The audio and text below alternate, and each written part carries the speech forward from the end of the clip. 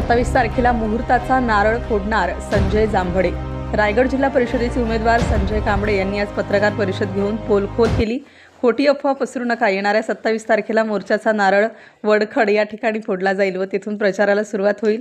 जयंतभाई पाटील यांचा आशीर्वाद माझ्या पाठीशी आहे, होत असते माझाच असणार आहे। त्याला पण सामोरे जायची ताकद या संजय जांभळेमध्ये आहे। जनतेचा सेवक म्हणून सर्व जनतेला आपला हक्काचा विनंती आहे की यावेळेस जनतेचा विजय 100% होणार। यातील मात्र पत्रकार परिषदेत बोलताना जांभळे साहेब यांनी सांगितलं।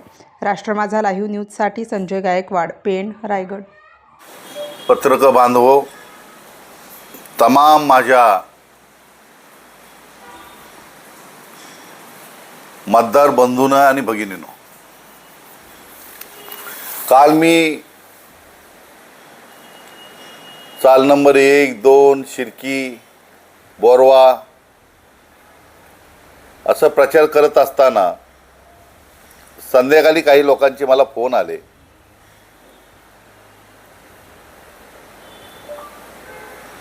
जे माझे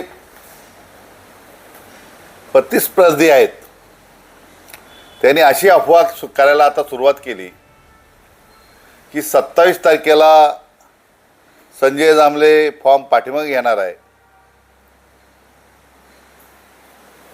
मला कलकलीची मतदार बांधवांना विनंती आहे की मी समयाशी कधीच गद्दारी करणार नाही आणि मरता मरता असला बालंट मी लावून घेणार नाही। आयुष्य खूप मोठं असतं पण छोटं पण असतं। त्याच्यामुळं विरोधकांची पायाखालची हवा गेलेली आहे आणि आता नको ते अपप्रचार करायला सुरुवात केलेली आहे। त्याच्यामुळं या अपप्रचारावर विश्वास ठेवू नये। मी 27 तारखेला प्रचाराचा श्रीफल सकाळी 10 वाजता क्षेत्रेश्वर मंदिर वडखल या ठिकाणी वाहणार आहे।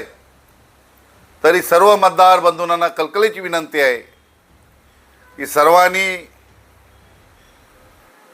वडखल श्री क्षेत्रेश्वर मंदिरात सकाळी 10 वाजता हजर राहायचं आहे।